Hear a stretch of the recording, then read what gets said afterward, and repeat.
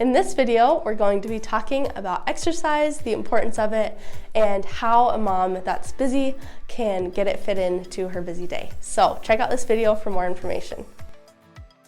Hi, I'm Dr. Sophie here at Op Family Chiropractic in St. Francis, Minnesota. And today we're talking about exercise and its importance, but mainly relating to moms who are busy or maybe stay at home and are just struggling to find the time to fit it in. So first I want to talk about why movement is even important. Movement helps decrease stress in our bodies. It strengthens our bodies. If you've heard the phrase, movement is life, that's real. Our nervous systems are stimulated by movement. So every time we move or do something, it keeps our bodies and our brains awake and alert and ready to take on the next thing. It also helps regulate sleep. Often we get to the end of the day and we're exhausted, but we may have barely moved at all, right? Mental fatigue is the same. But our bodies really do need to move quite a bit in order to really be able to sleep well at night. So everything goes hand in hand there.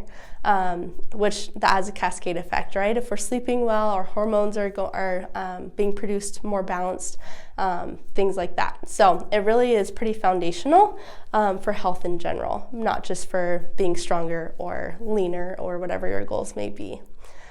So for the busy mom, I know it's hard to really commit to a plan or be really stringent, but I want to encourage you that it doesn't have to be super stringent or stressful in order to get it done. So I just came up with some fun tips to try with your kids, depending on their age, that you can do at home or outside, wherever that may be. Living in cold Minnesota, we don't have a lot of options for just going to the park year round. So here are a few ways to fight that in the winter time even. So one way is if you have stairs in your home, every time you go up the stairs, sprint. Sprinting is a huge, just a really good way to get your heart beat up fast and to really make an effect, even though it may not seem like it. One of the mindsets we want to counteract is that you have to work out for a solid 60 minutes for it to be a good workout. That's not true. Any little bit makes a difference. So yes, we want you to work out for as long as you can, but don't confine yourself to that time frame. So yeah, sprinting up the stairs. If you have toddlers, say, I'll race you to the top. They love to be competitive like that. I do that with my nieces and nephews a lot. And it gets them moving too. It gets them some energy out. Another thing, whether you have babies or toddlers, is parking really far away in the parking lots when you're going grocery shopping, things like that. Pushing a baby in the stroller or maybe even toddlers will get you motivated to get inside quicker, right? There's a little weight training, things like that.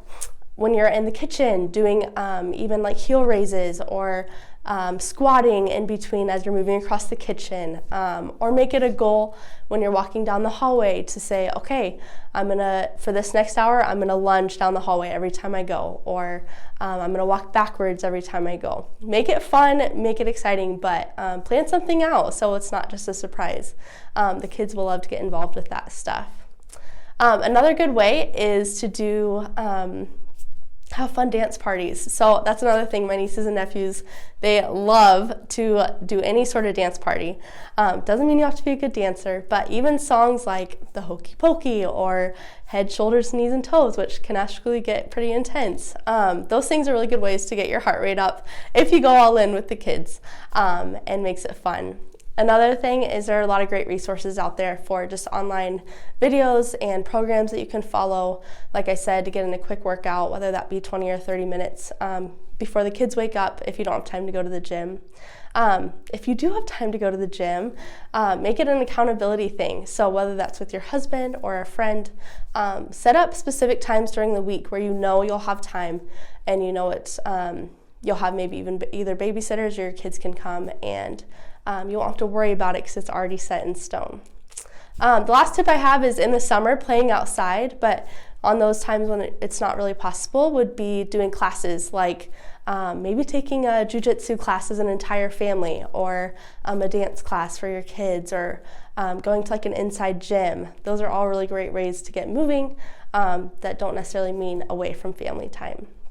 So yeah, the final thing I want to encourage you with is just know that if you make it fun for your kids, they're listening to that. So if they see you really just dreading working out or feeling really stressed by moving or things like that, they're going to internalize that, right? And they're going to think, oh man, okay, that's something stressful. There's a negative connotation towards that.